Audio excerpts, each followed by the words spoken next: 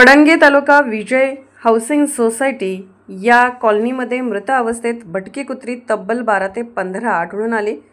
गेले अनेक दिवस हा वडणगे तालुका करवीर येथे चर्चेचा विषय ठरला होता। अनेक बालकांना या भटक्या कुत्र्यांनी चावा घेतला होता। ग्रामपंचायतीने या कुत्र्यांचे नियोजन लावण्याचे पण ठरवले होते, पण या कुत्र्यांचा बंदोबस्त करण्या अगोदरच अज्ञाताकडून कुत्र्यांना औषध घातले असे लोकांतून बोलले जाते आहे।